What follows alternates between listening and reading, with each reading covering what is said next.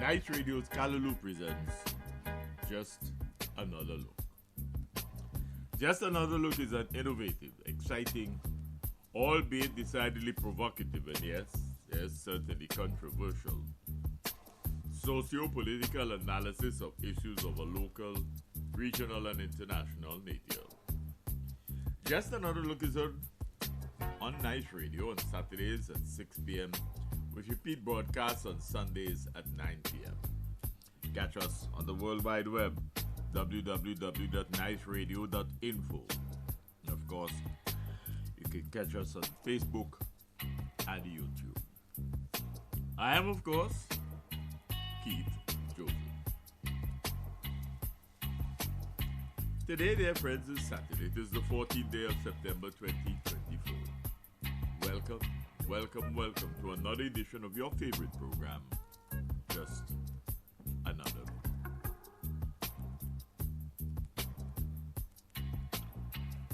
We want to begin this week again, dear friends, as we've done so often in the past, addressing the issue of murders and violence in St. Vincent and the Grenadines.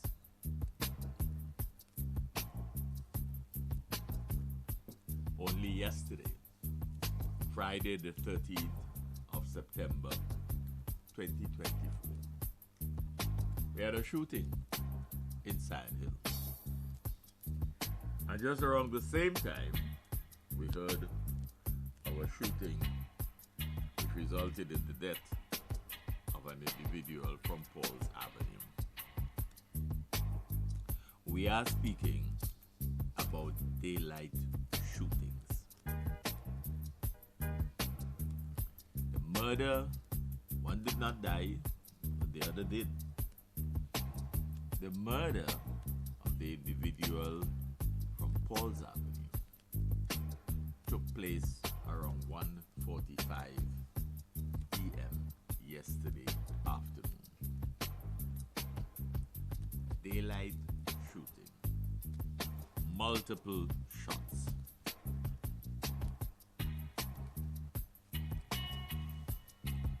There was a time when an opposition leader, Vincent Beach, berated the then government of James Mitchell, berated the police service, berated in particular the then Commissioner of Police for not being able to resolve violent issues, crime being committed just a few feet or a few yards away from the police headquarters. Indeed, Paul's Avenue is adjacent to the House of Assembly building, adjacent to our nation's High Court building, and walking distance, very short walk, from the police headquarters. And Vincent Beale says that should have been resolved. The management of crime in an area so close to the police headquarters should have been something that was readily manageable. Well, now, Vincent was then in opposition. He was, in fact, at one point, opposition leader. But here we are in 2024.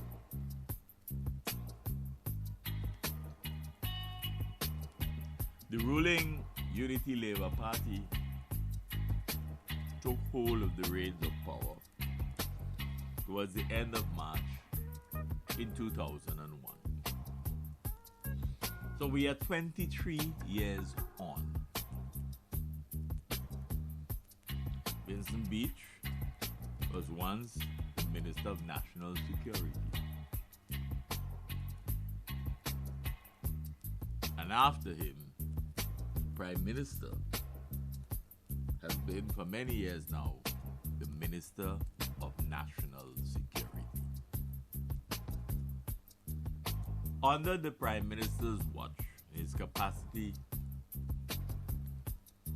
Minister of National Security, this country has seen a significant rise in violent crimes. And we continue to talk about the establishment of several new national records for the number of murders committed in this small island in a single year. So under normal circumstances, and perhaps if the ULP were in opposition and the shoe was on the other foot, the Vincentian public would have been treated to an almost daily diet that suggests that the Minister of National Security is incompetent, at least insofar as matters relating to the security of the state is concerned. We would have had commentaries after commentary berating the Minister of National Security, given the significant rise in violent crimes, the inability to address the crimes committed against Yachties, the wanton disregard for human life in terms of the number of murders committed in a single year. We'd have brought it down to crass incompetence.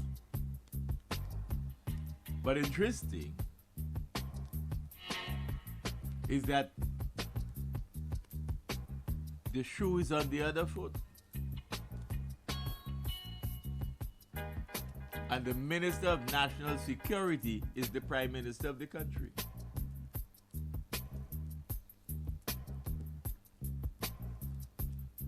The Minister of National Security is therefore, by their own standards, responsible for bringing law and order to this country. He boasted time and again of his years as a lawyer, criminal lawyer, and of his performance record in that role. But as a criminal lawyer, he was for the defense. So if we follow logically, his lawyer record has been one of successfully defending those who were arrested and charged for criminal offenses.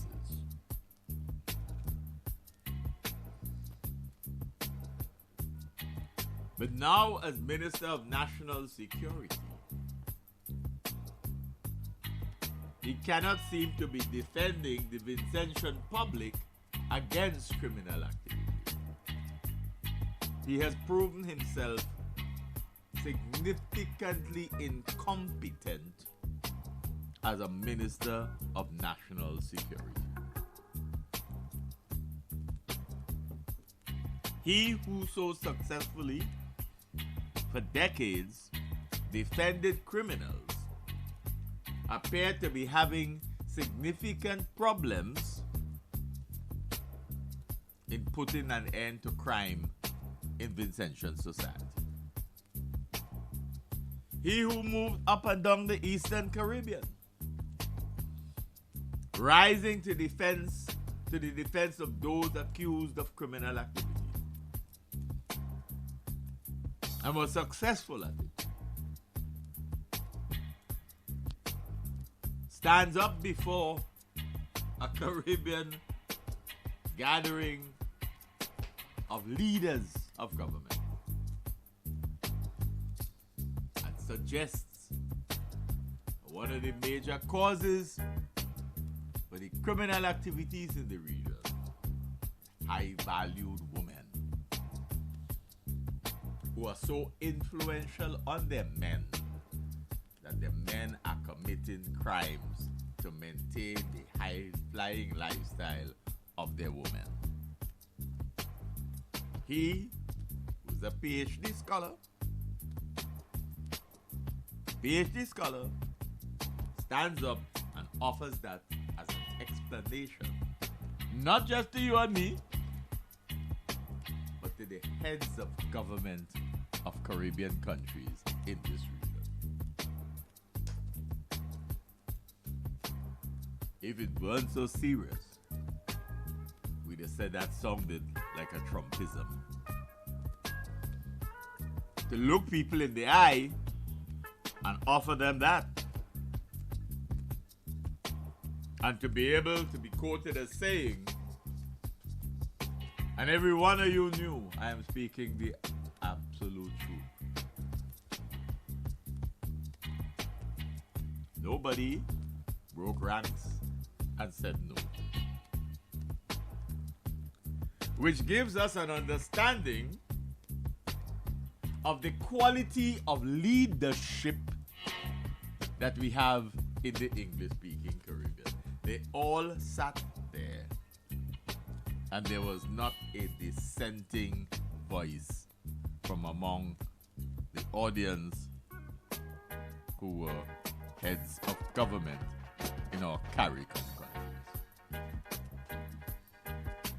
So if one is to assume that silence means consent, or that silence means agreement, then we're in a sad state in this Caribbean in respect to a resolving crime. Because if that is the explanation for criminal activity, then we have a problem. Because we have high-flying women. But there's no evidence that they are the causes of the criminal activity of their boyfriends. There is no evidence. And the leaders of the CARICOM sit there and say nothing. And therefore are to be assumed as having accepted that explanation as one of the major causes for the criminal activities we have in the country, in the region.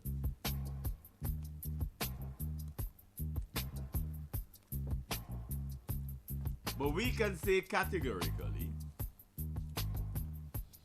that there's no evidence to support that claim.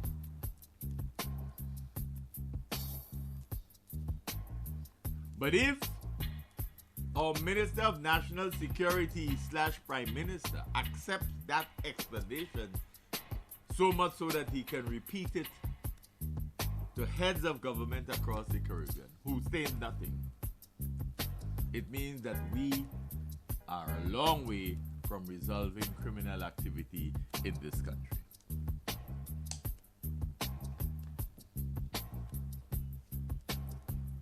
Because several of the murders that have been committed, there's been no evidence yet that these have been the result of high-valued women having their needs met by their boyfriends. No evidence. But you see, in the land of the blind, the one-eyed man is king, the old people tell us. And Goebbels told us if you tell yourself a lie long enough, or if you tell others a lie long enough, they will begin to believe it to be true. But further, even you, the teller of the lie, will not know the difference between truth and lie at some point. And so the challenge for us is whether in St. Vincent and the Grenadines we are being told repeatedly that we are unable really to find the causes of crime in our society, because certainly we're not going down the road of accepting that nonsense explanation that the Minister of National Security has given to the region. It's not acceptable in St. Vincent and the Grenadines. If the others around the region want to accept it, they could do that. But there's no evidence that he can provide to suggest that he's even remotely close to establishing that that is in fact a cause of criminal activity in this country.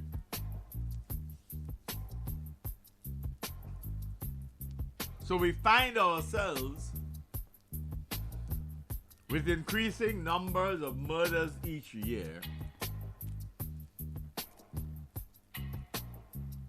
and a Minister of National Security who cannot offer the nation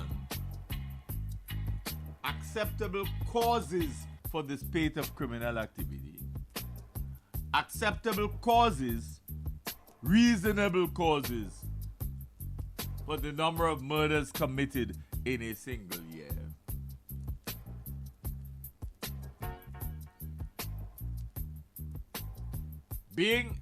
Not being in a position to articulate any meaningful causes of crime in St. Vincent and the Grenadines, and consequently seemingly incapable of offering solutions to the problem of crime in our country. At 1:45 p.m. in the middle of the day, you had a man being killed after being shot multiple times. He murdered multiple gunshot wounds in the middle of the day. So what about the bystanders? What about the people who happened to have been in the area at that time and had nothing to do with whatever gave rise to the act of violence? How are they protected? And if people are willing to commit that kind of crime in the middle of the day with people all over the place, what does it tell you about where we have reached with criminal activity in St. Vincent and the Grenadines?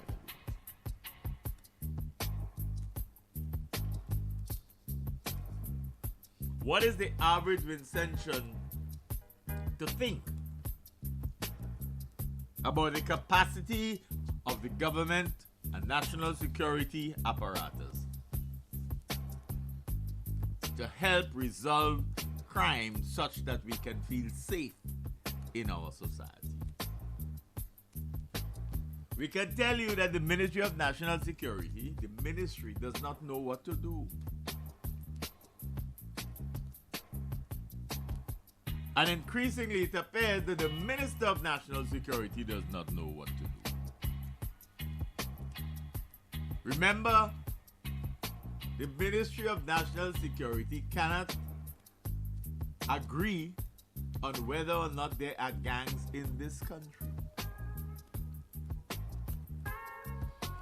But you remember that not so long ago, we were told if you're not involved in gangs, you have nothing to worry about.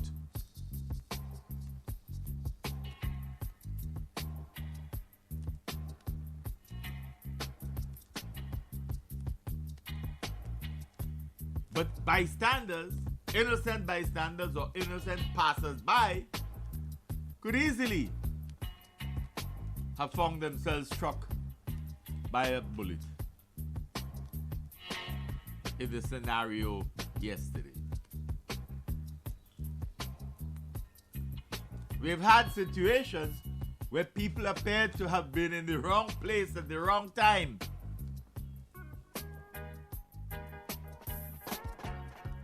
And received bullet wounds that were intended for somebody else.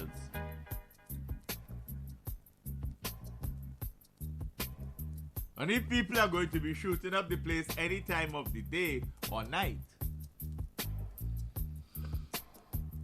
what guarantees we have that anyone is safe?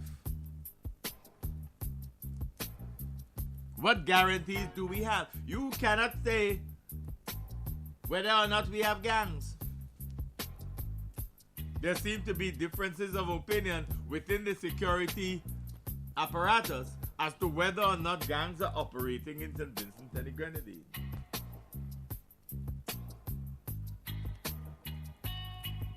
People are saying from yesterday's incident that they felt the police did not do enough to apprehend the perpetrator of the crime. But the broader issue is that in this country, the police appear not to be able to find the major criminals.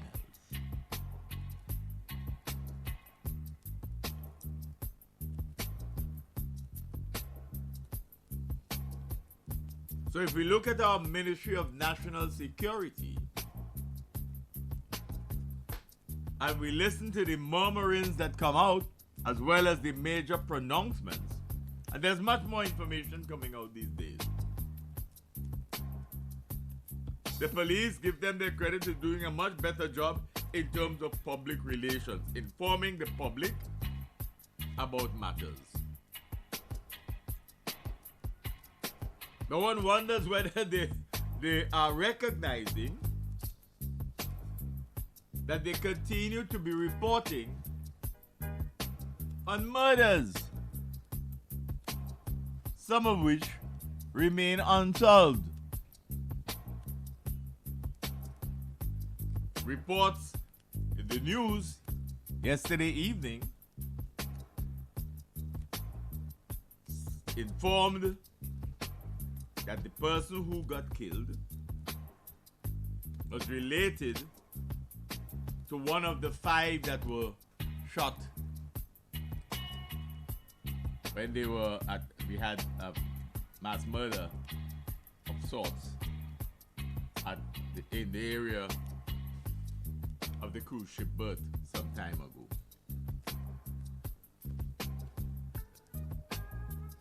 Was that a continuation of the earlier shooting? But they made that, the news put that together. And this was from the same family. Somebody else from that same family was killed. But the news also then stated that there was no real resolution, the police standpoint, in terms of who perpetrated the murder of the 5 some time ago.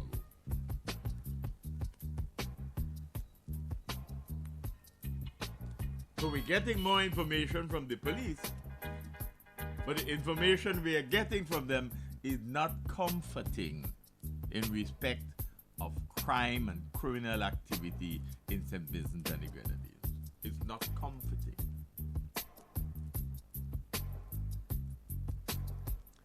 While the Minister of Agriculture, Jaboto Caesar, is seeking to bolster the agricultural sector, farmers are leaving agriculture because of the country's inability to curb predial larceny. Farmers are leaving the profession because they cannot cope with their consistent, persistent losses as a result of predial larceny. We were given the impression a long time ago that we were putting systems in place to assure farmers that their farming will be protected. That we will make a serious effort to curb the problem of predial larceny. And what some of the farmers are saying is that those who are doing the stealing are passing it on to other people to sell. They're not selling it themselves on a one-on-one basis. They steal all your crops and they sell that as a package. They give that as a package, trade it off for money, but then the person who buys it from them sells it off as their own.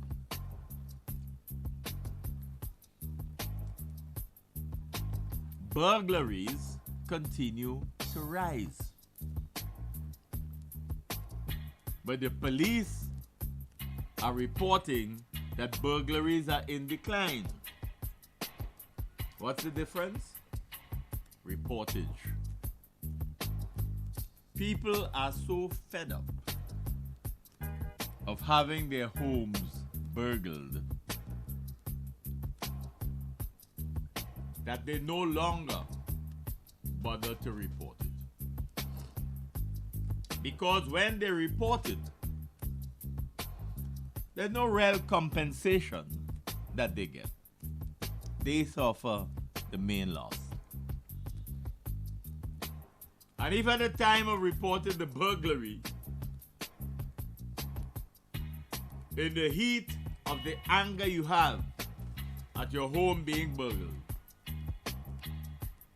if you, God forbid, forget any item, that's it. You can't stand up in court and say, that's mine, but I didn't remember it at the time. That's it. It's gone.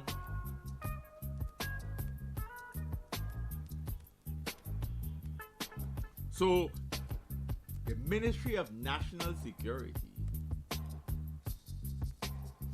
has shown itself incapable of handling the matter of murders being committed in a single year in this country. We have too many cases that are unresolved. They're unable to deal with it. They're unable to deal with predial larceny. And they are so unable to deal with burglaries that people stop reporting the burglaries. Because you're wasting your time in court day after day, only to find out afterwards that, boy, some of the things that I didn't remember at the time, I can't even get them back. You lost anyhow. So the average Vincentian is fed up of a system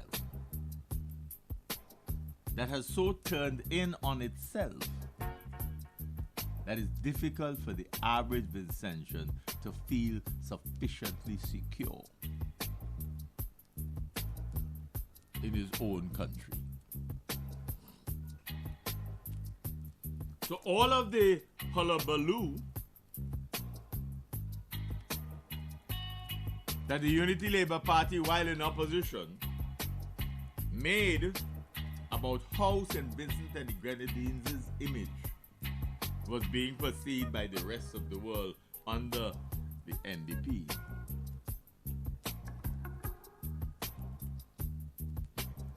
Appear not to be concerned about our image abroad now. The only part of our image abroad we seem concerned about is the standing of the Prime Minister. We don't seem to be concerned about much else. We do not appear to be concerned about the impact of our criminal activity on visitor arrivals.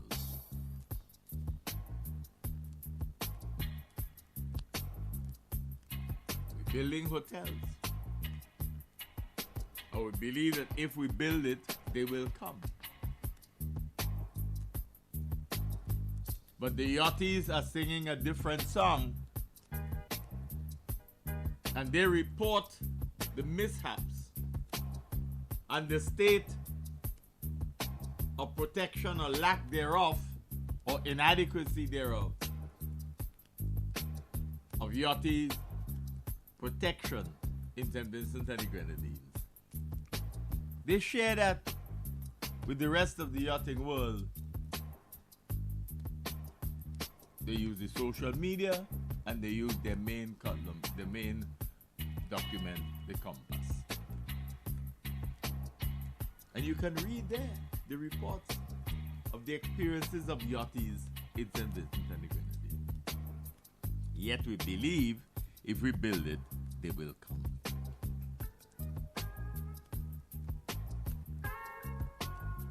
So how are we to convince the rest of the world that this is a safe place, when at 1:45 in the middle of the day, bullets for galore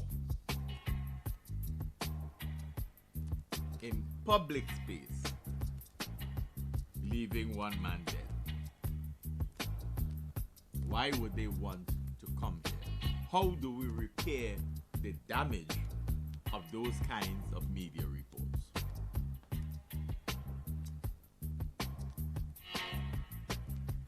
But the challenge is that this is not consuming enough attention of those in authority. They sit down and pat the table for comments made by one another on their side of the house. But as the Minister of Agriculture found out, his home, his wife, was not exempt. Remember, she was coming out of a vehicle and confronted by gunmen some time ago. No case was made of that, and we expressed concern about that. Is it that the family thought that it was better to leave things the way they were rather than to pursue legal course of action?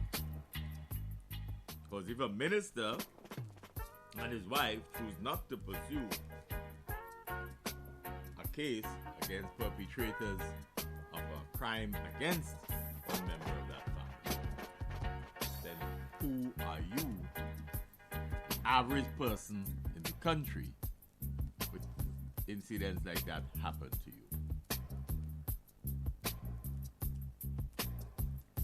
We have to be concerned as to what sort of image the government appears to be prepared to have the rest of the world in their viewership of this country. Because people are living here. And as you see, people are dying here.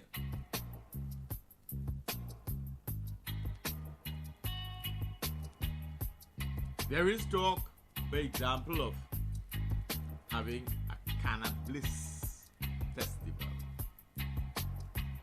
promotion of medical marijuana. And you look at the way in which it was being promoted, and you are left pondering, are we serious? Because since the medical marijuana program has started, we got more news at the beginning than we are getting today about the success of that program. Remember, people left banana. Some people left farming altogether. We were told of individuals from abroad investing, purchasing some of the lands vacated by our farmers. The because they were anxious to go into medical marijuana. And there was this big hype, just like we had for cocoa, after we closed down the banana industry. Remember the big hype about cocoa? Now you hardly hear anything about cocoa. You hardly see an advertisement about Vincentian cocoa or Vincentian chocolate. The hype has just disappeared. And that's what happened with the medicinal marijuana. We had that hype at the beginning, and we were told of how many acres were being put into medical marijuana. And then the hype died. And so now our Cannabis Festival, which if you leave it to some people will become an annual event. This Cannabis Festival may well be an attempt to remind Vincentians that medicinal marijuana exists in St. Vincent and the Grenadines.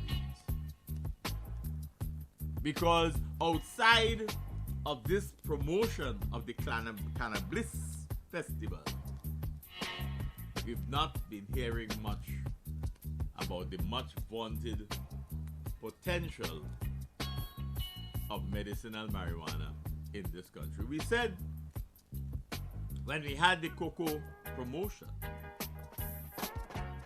that we were down that road before. We experienced it with tobacco. We experienced it with sugar. Now we went to bananas. Then we went to cocoa. Then we went to medicinal marijuana. We have been behaving as though we have learned no lessons whatsoever from the experiences that we just recovered. Our venture into tobacco, sugar, bananas, cocoa, now medicinal marijuana. Because there is a tendency under the ULP administration, if you notice, to talk about the success of things before they even get started. We take the potential and try to suggest that potential, not yet being realized, but that potential is enough to warrant public support, public engagement, and the vote of the average Vincentian. Everything, one Vincentian writing, an Eyewitness News reported some time ago that he was fed up of hearing about potential. Stop telling me about the potential. Tell me about the outcomes. Tell me about the outcomes. That is still the reality. So before anything got started, we were singing the praises of the Bocamen Bay Resort with that vagabond and rogue who is now in prison, Ames. We were singing Ames's song. And once he got arrested, we didn't know Ames.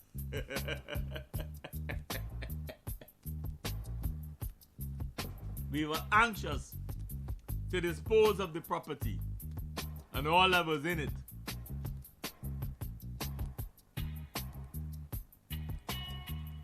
But we forgot that in 2006, we were boasting that the Bocamen Bay Resort was going to be a flagship hotel for this country.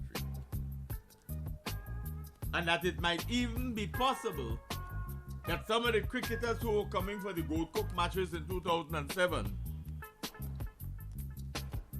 in the One Day World Cup would have been staying there. And none of them that stayed there because it wasn't finished.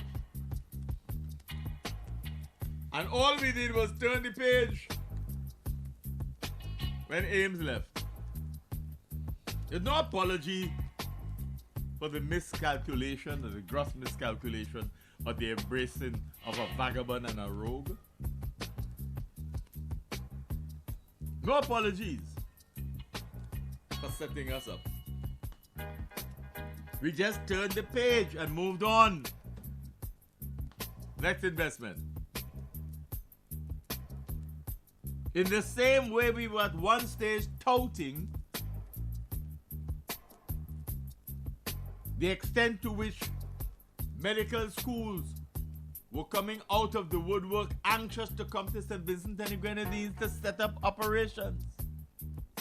And we boasted then that it's because of our facility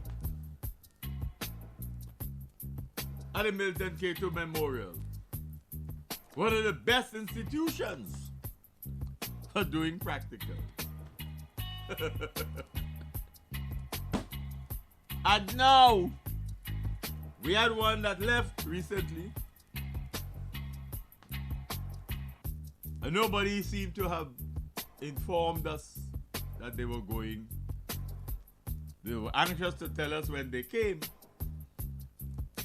And the potential for growth and its impact on our international standing. We say nothing about that. When we realize that the ups had gone, and it is as if we did not know. The people leased what was the old teachers' college and moved completely out of the country. And we learned that after they have gone. So much for our investment portfolio and the way in which we manage investments in this country. We talk about the potential. We don't monitor them. And when they fail, we move on. We turn the page. There's no need to explain failure. But there's no need, apparently on the part of the government, to believe that it was necessary to offer an explanation as to what occurred really. What is the full story of the Bocamen Bay Resort and our friend Ames? It became an issue when Scotland Yard ended up involved, and when the British holds a court session in St. Vincent and the Grenadines about that resort. That's the image we want in the international community, because that is the image that we have. When we were starting the thermal energy project at Soufrière, we couldn't get a hole in the ground yet on the side of the mountain, but we talked about the immense potential. We showcased the equipment coming into the country. Drive them through town, let everybody know this is the next frontier in terms of the development of St. Vincent and the Grenadines. The immense potential for thermal energy to be generated from Soufrière, Mama Soufrière. And the next thing you know, the equipment being spirited away undercover, under canvas, in the middle of the night, off the country, out of the country, project done. That it had so much potential. We could have generated so much energy. That's what the masses were told. Where did they get that information? We don't know. But that's what they were telling us. But again, the project closed down. Nobody gave us an explanation.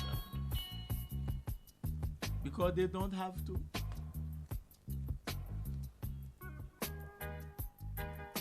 We've built the Argyle International Airport, and thank God the planes are coming and going.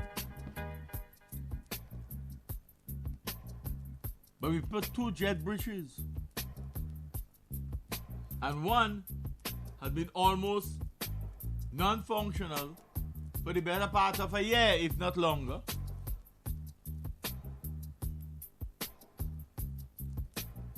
Why is it still inoperable?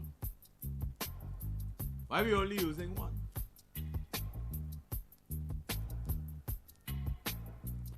Why are we only using one? That's not how we were intended to operate.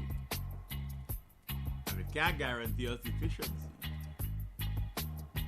because it takes us to the old process. In the meanwhile, Grenada has just put on 2 new jet bridges. They had none before. They put on 2. We built ours with 2, only one in operation. The other one, we didn't get it repaired for nearly a year. The potential we're talking about is really pure political mama guy. We're selling a promise. And we alone know how to do it. The rest of you just listen, because we know what we're doing. I cannot tell you if and how much are the returns from the medicinal marijuana industry thus far. We were told all of the potential. We haven't heard anything about the yields, its contribution to the Vincentian economy. What we are being sold with a kind of bliss festival is the same old mumbo jumbo. Come, we've moved on to another level. Come see. When you reach a stage where in an age of enlightenment, 2024, the leadership of our country can make a big thing about lights at a playing field, then we know how far back we are, or how far back we think the electorate is. That will make an impact in the voting patterns. Lights. That is the problem that we have, you know. Trying to convince the electorate of what for them should be considered progress. So we put up lights and you have people saying, well, we never thought in our lifetime we would have seen that. Well, hello. Hello. Before Hurricane Maria, Dominica, which we once thought had the weakest economy in the OECS for years, were putting up electrical poles around the country with their own individual solar panels. An energy saving approach.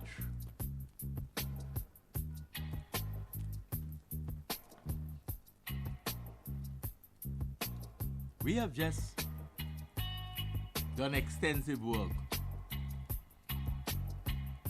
at the Annesville Sports Complex. How many solar panels have you seen there? You see, if we allow the politicians to continue to confuse us into believing that they alone can define progress, then we're in trouble. Because they keep telling you all this mumbo jumbo. Remember, years ago, we were promised a cross-country road.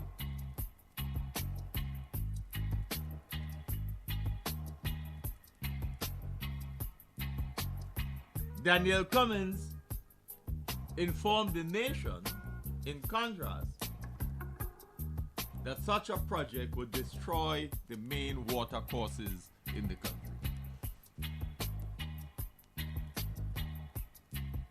So too did Dr. Murray.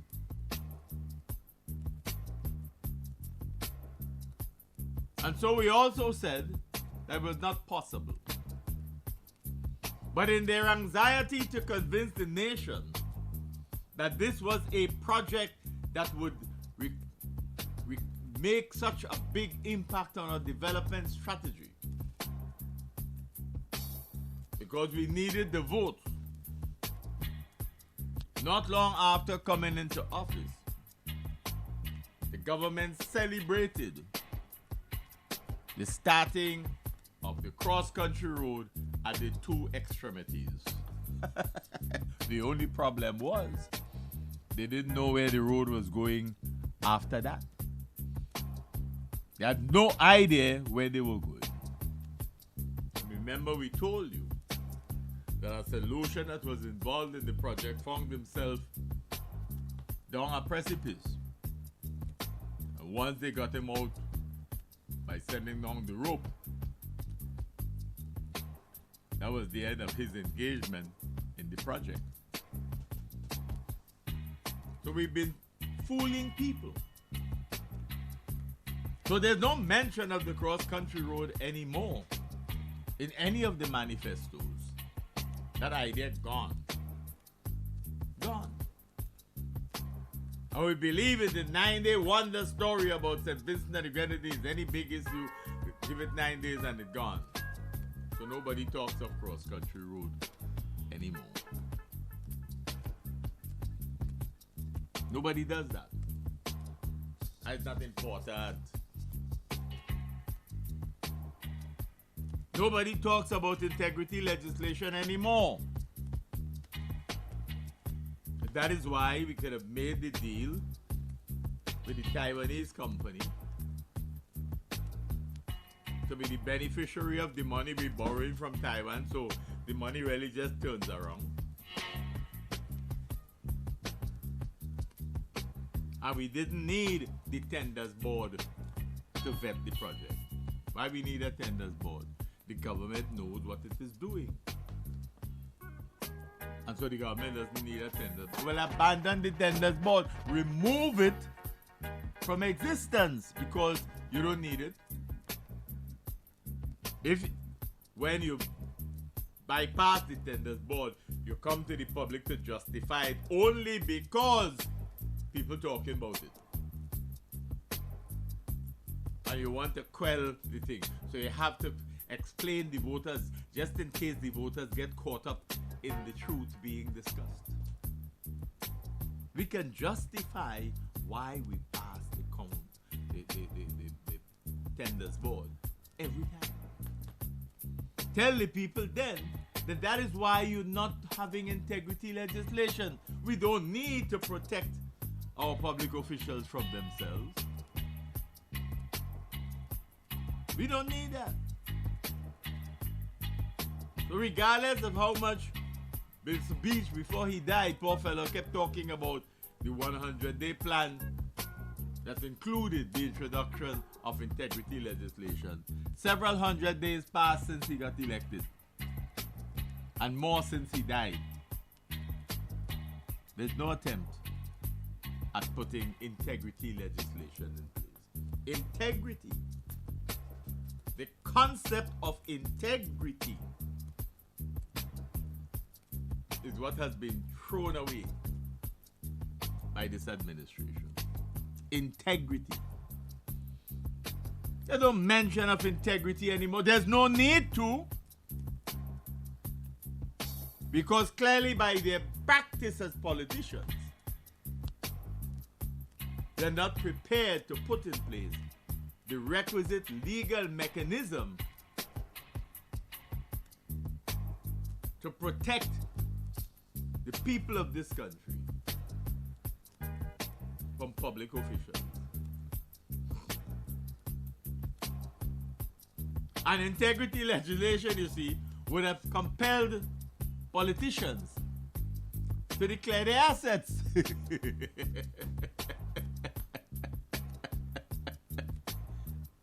So we end up in a situation where that's it. You have a free for all.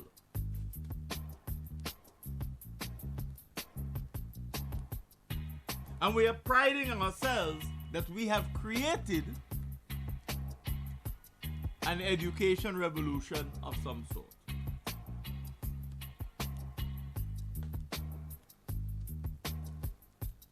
And so we've been talking about schools, the education program. And we say to you, as we have said in the past, that at the time of the governmental change in 2001, there was already on the drawing board plans for the gradual transition towards universal secondary education. The recommendation of the consultants pointed to a gradual transition towards universal secondary education.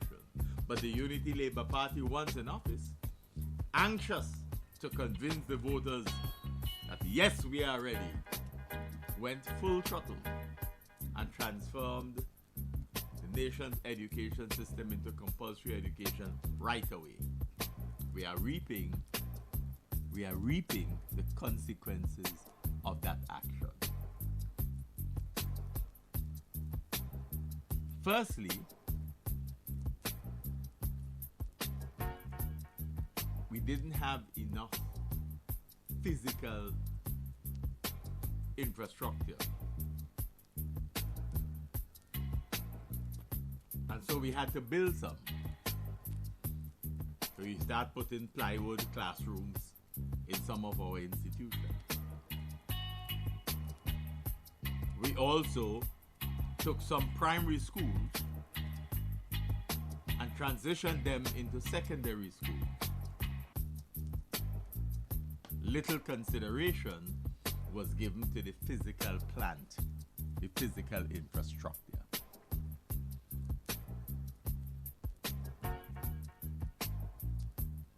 So we forced a situation where we did not have enough trained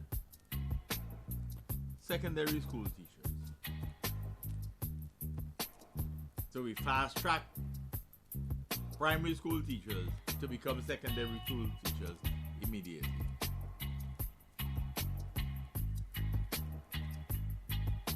We created this problem.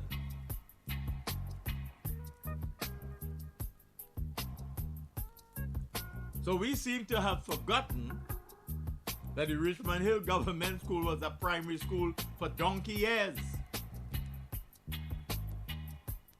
And overnight we made it into a secondary school, the Thomas Saunders Secondary School.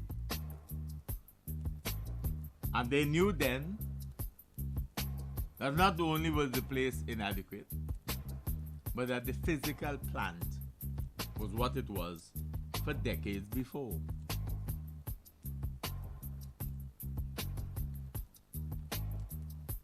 And so when the opportunity came to build plywood schools on the old tarmac at Annas Vale, ostensibly to gradually put schools that were inappropriate structure-wise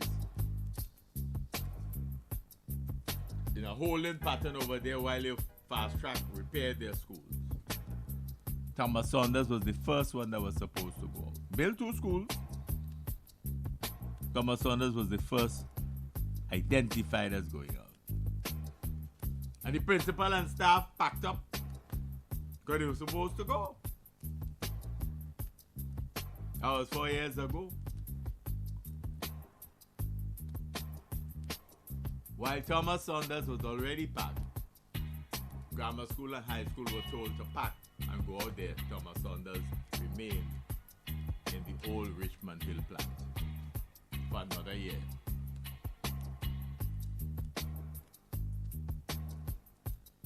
principal, teachers, they just left their things in the boxes. Because where you going to put them again? The grammar school was rushed back to their old plant after 1 year on the tarmac.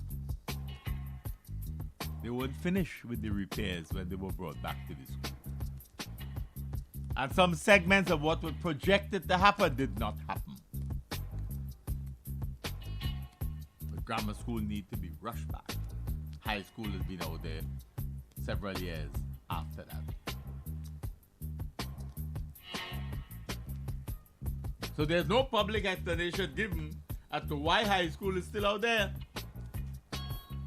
Why they can't move back to their plant so that other schools can get repaired. Thomas Saunders is still out there.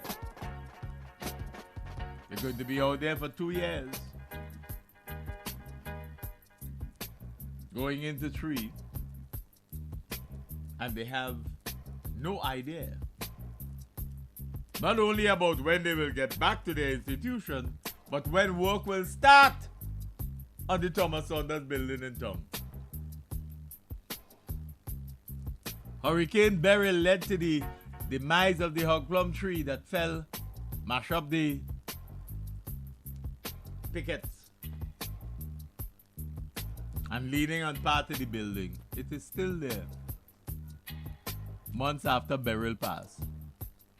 They didn't even bother to cut up the tree. It is an eyesore in the heart of town. That is how much we have an education revolution, you know. So we end up in a situation where we are mama-guying people into believing that there's some sort of plan. You know, the man say, I have the one who create the plan and people studying this plan at university and all sorts of things. We're so anxious to convince people that there is a plan someplace. But when you look around, you see the absence of any serious planning. We continue to do VAPs. Things by VAPs. You wake up a morning and an idea hit you and you're gone with it. VAPs. That's what we have, you know.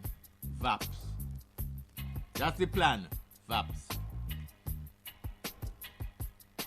And that operates across the entire spectrum of governance. That's what we did with the hotel industry. That's how we ended up with AIMS. VAPs.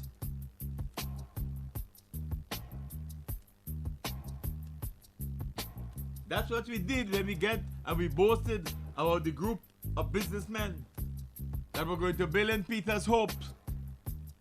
Build a fantastic hotel in Peter's Hope. VAPs.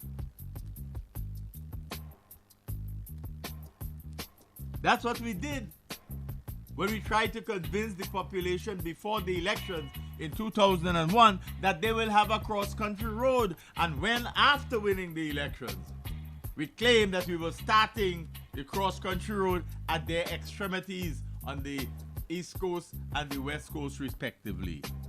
VAPs.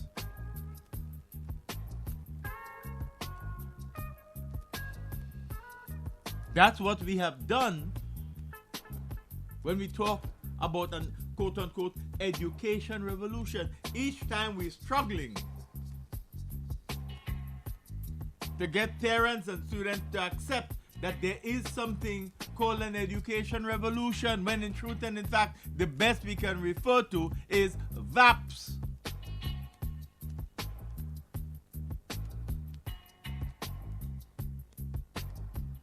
We are talking about healthcare and the healthcare delivery system. But we brought in highly sensitive equipment for the well-being of our people and medical care and left it in a hot container on the Victoria Park for more than 6 months. That's our plan. VAPs.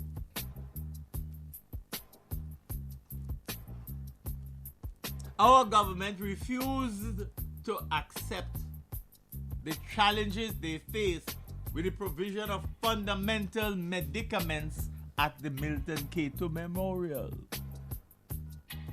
They are unwilling to admit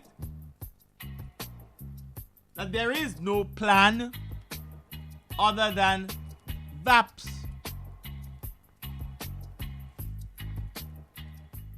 So when something ceases to function the way they ought to, VAPS, we build something else. What are the fundamental issues that has allowed the Milton Cato Memorial Hospital to degenerate into its current condition? Not just physically, but in terms of healthcare delivery, the absence of basic medicine. What are those factors that led to that? Because unless we understand those causal factors, building a new hospital does not change the price of eggs. It is nothing more than VAPS. What it is we don't understand, that if we fail to plan, we are planning to fail.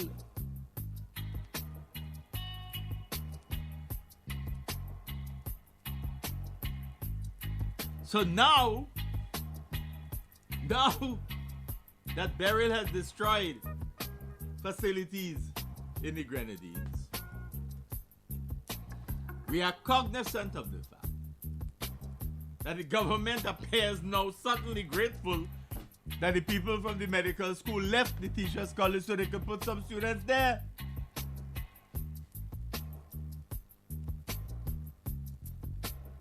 We don't seem yet to have a handle on the psychological impact of separating students, parents, etc. as a result of the passage of Hurricane Beryl and its extensive damage on the life of people in the Grenadines. On the other hand, we are on the eve of elections. And the ruling regime knows that they have never won the Grenadines. Northern nor Southern.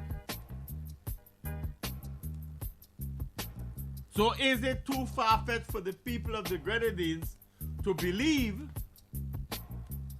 that the process of rehabilitating the Grenadines may well be wrapped up in the politics of the day and the anxiety of the government to do better in the Grenadines going forward in terms of the vote? How much of what the government is planning to do with the rehabilitation of the Grenadines and the reconstruction of the Grenadines, how much of that may have to do with its own political ambitions relative to maintaining leadership of this country? Those are real questions that the people of the Grenadines are asking themselves, because they have an understanding over the last 23 years of the mode of operation of the leadership of this country.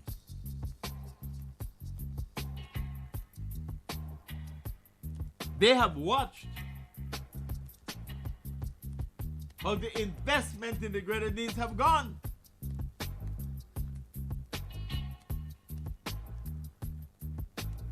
They have watched in some instances where the locals are completely encircled. And the question of access to their own natural resources have been called into question. There is an understanding and a growing level of consciousness among peoples in the Grenadines since the passage of Hurricane Beryl as to how the politics of this country runs.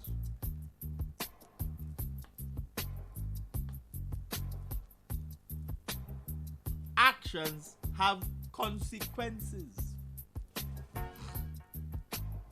The engagement of the people of the Grenadines in the assessment of their damage and in the planning for rehabilitation has been an afterthought. Just as with North Leeward and the situation with Reno and the quarrying. When the people raised objections and began to protest, the government shows up and talks about having a consultation. After the fact, after they have already done the contract with Reno, etc., etc., and the people protest, then they come and watch you in your face and tell you they come to consult you. Fait accompli, things done, put in writing. And they watch you in the eye and lie to you that this is a consultation. How could you ask people in a consultation after you have already signed the dotted line? And Reno, who came to quarry, ain't exactly quarrying.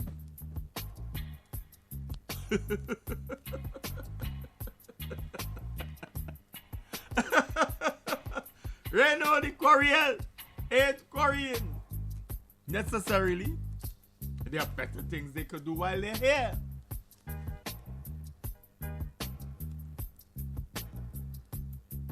How many Vincentians are shareholders and or stakeholders in Reno?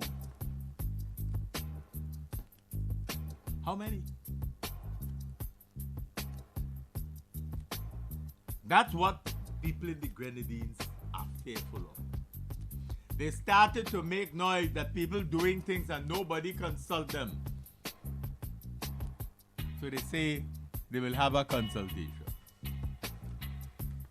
But that is after they have already decided what they were going to do. And then public officials get set up in the so-called consultation. Because the situation was, when people ask hard questions, you tell the public official, hey, answer that. You answer that.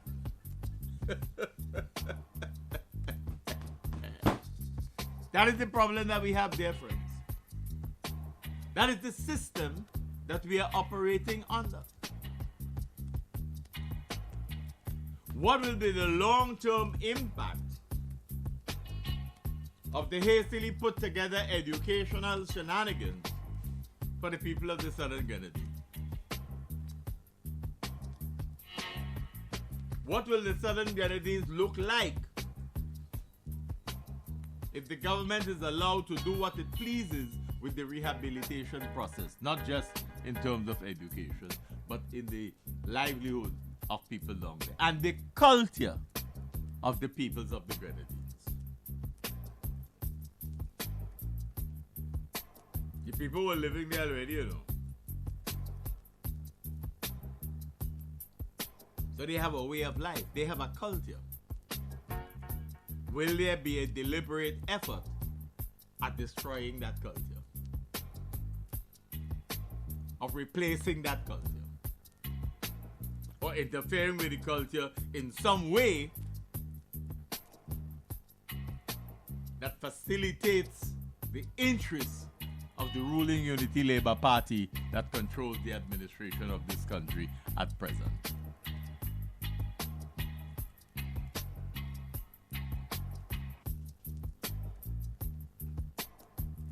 But you see, many analysts of Caribbean politics have addressed time and again the emergent belief among political leaders that profligate expenditures on physical infrastructure is what gets them into and sustains them while in office.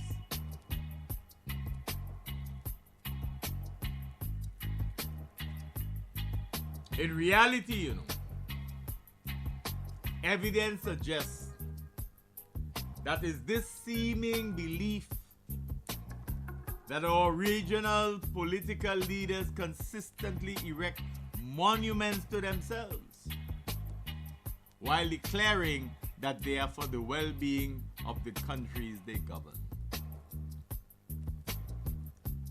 They could always explain things for you, you know.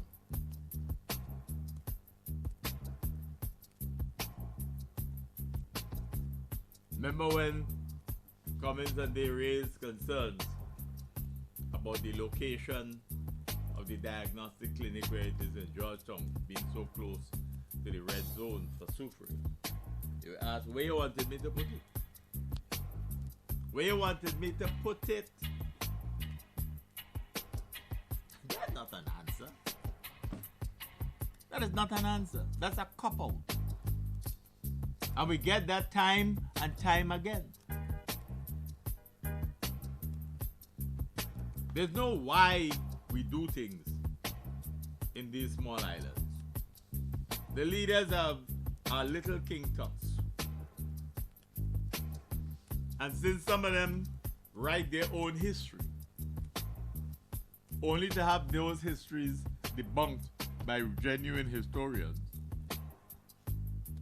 they believe that whatever they do is always in the collective best interest. And they don't have to ask you for your opinion to be part of the collective best interest. They know the best interest already.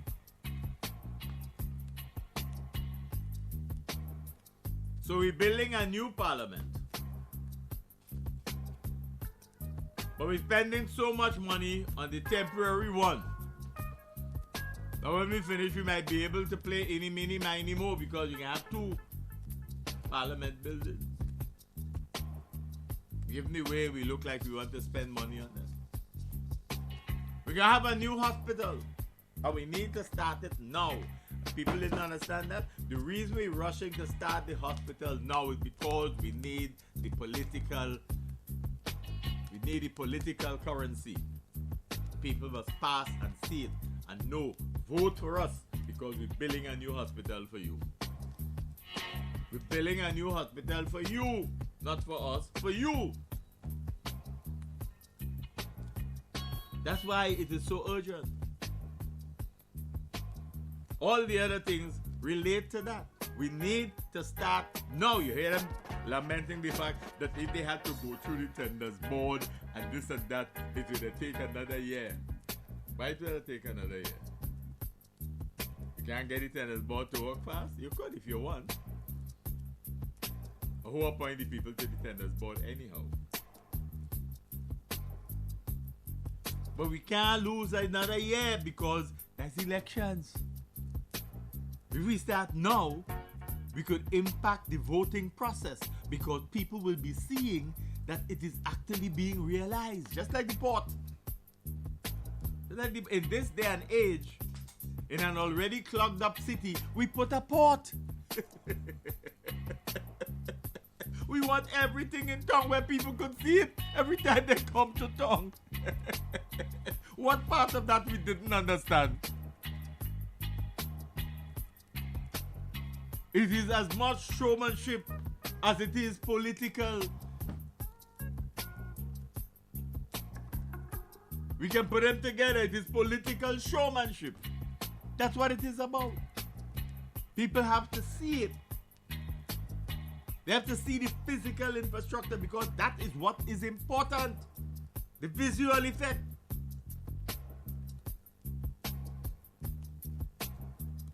Kevin the Good,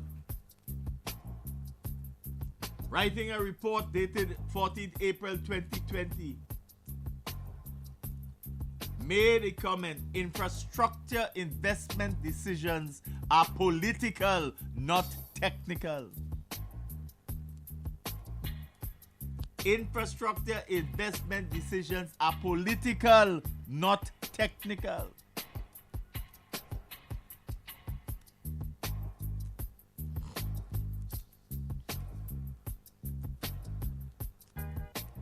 And so he makes the point that building infrastructure is an inherently political act of creation.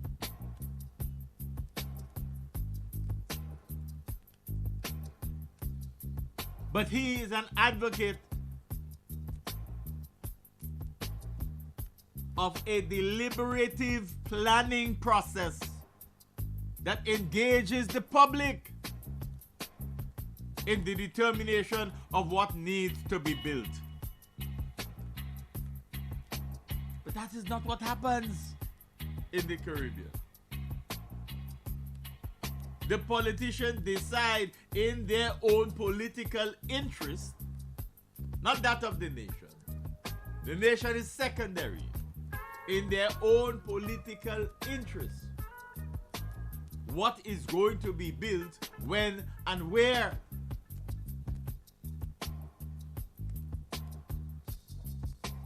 We may talk of a physical planning division and department and ministry,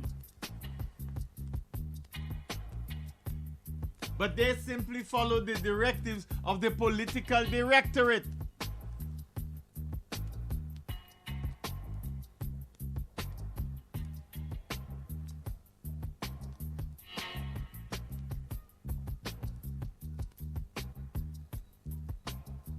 But the good makes the point that infrastructure, in truth, is the physical manifestation of both political power and social values.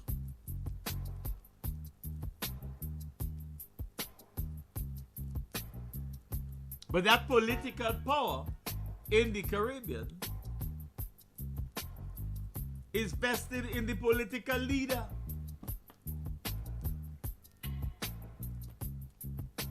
So we often hear the political leader boasting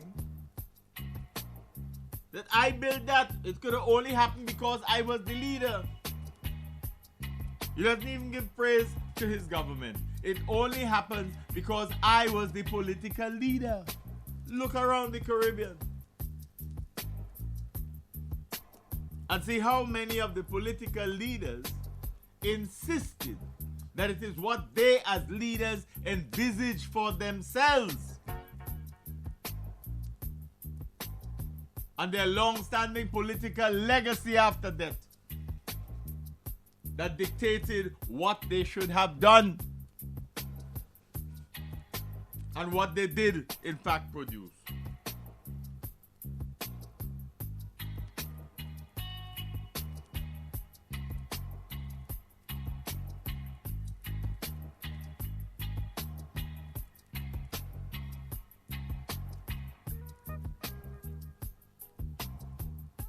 Technical people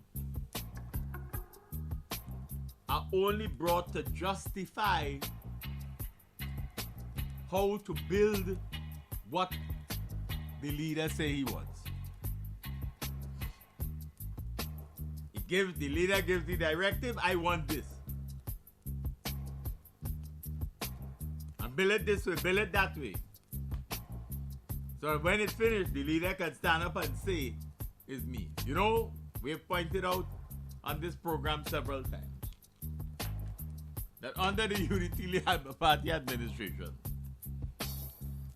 check out how bills are passed. Bills are piloted by this minister. Get that one I want to pilot. Get this one to pilot because that is his ministry. And so the person who is piloting the bill speaks for a few minutes. But then the Prime Minister speaks for nearly an hour and some after that about the same bill. By the time you finish, any listener gets a clear understanding. This ain't really the man who piloted Dylan. This is really the ideas of the man who spoke longest about the same project. So it ends up, and that's why we keep saying, you know, very first year that they were in office for the results of examination, just another look asked, why was the Minister of Education not allowed to be the one to announce the results of the examinations, regional examinations for that year? Why wasn't the Minister of Education the one allowed to announce the scholarship winners for that year? No. Prime Minister announced it.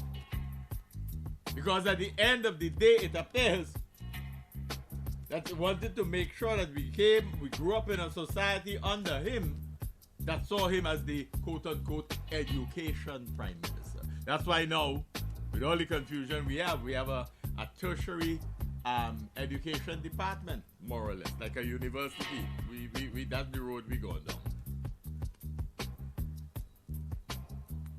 Something is radically wrong with the way things are done in our society. But it has to do with the fact that in spite of all of his writings as a university lecturer,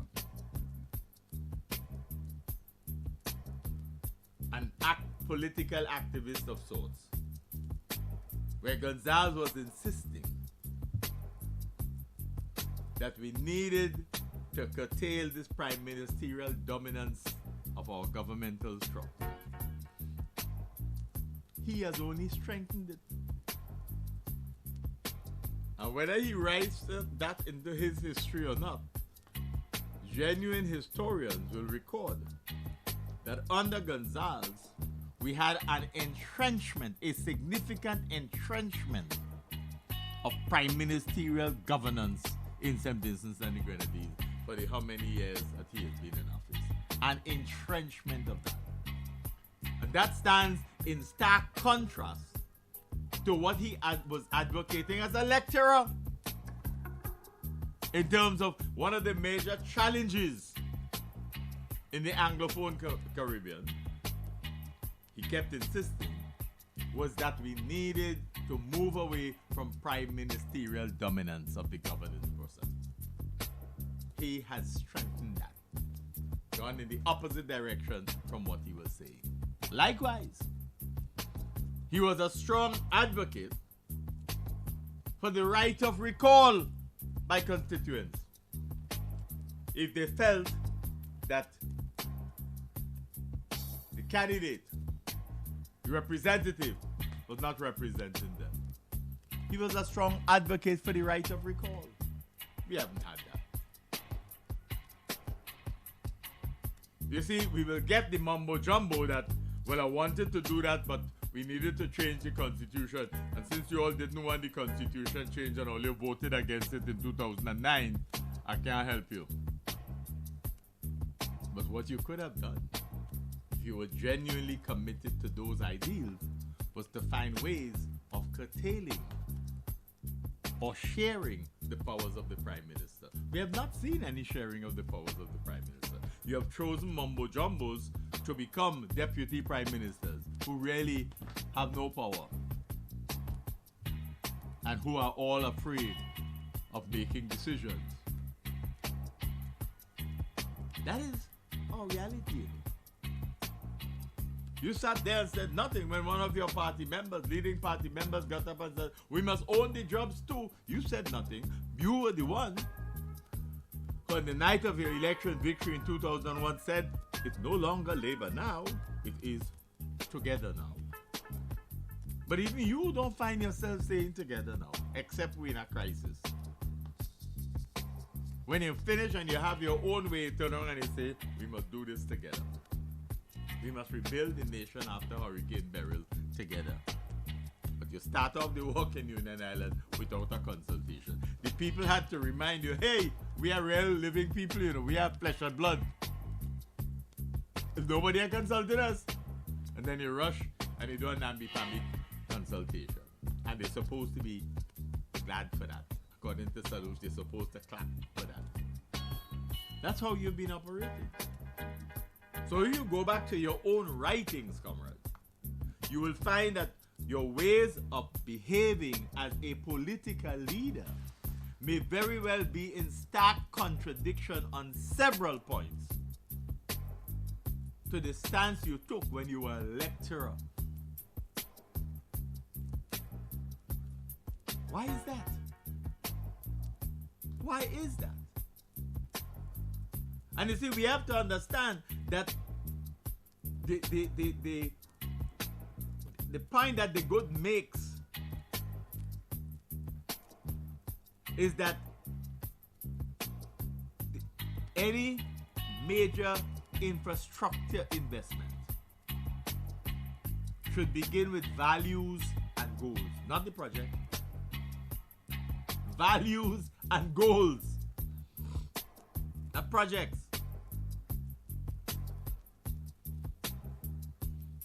And he makes the point, quote, without a clearly defined purpose, infrastructure plans become short-sighted exercises in horse trading one project for another instead of a coherent blueprint for advancing a community's vision. That can be said about Ralph Gonzalez's governance or approach to governance in St. Vincent and the Grenadines. The people are an adjunct. And that's sufficiently important to be involved in the consultation of where this country goes. That's why we have problems with crime. The police who were touting so much the gun amnesty have been ashamed to even talk about it now. They may very well be acknowledging that what they got as weapons handed in during the gun amnesty are discarded weapons. The criminals have significantly upgraded. They don't need those anymore. That is our reality. So where are we as a nation on the eve of yet another election? And is the opposition party sufficiently adept at identifying the critical weaknesses over the decades of ULP leadership to be able to offer specific programs founded upon consultation with the people? Not your ideas being imposed on the people in one constituency after another, but the other way around. Full-scale engagement of people with regard to values, needs, goals, and then projects. Enough said. You've been listening to another edition of Nice Radio's Callaloo presentation, Just Another Look. Just Another Look is an innovative, exciting, albeit decidedly provocative, and yes, certainly controversial socio-political analysis of issues of a local, regional, and international nature. You can hear Just Another Look on Nice Radio on Saturdays at 6 p.m., Sundays at 9 p.m. You can also find us on Facebook and YouTube. I am, of course,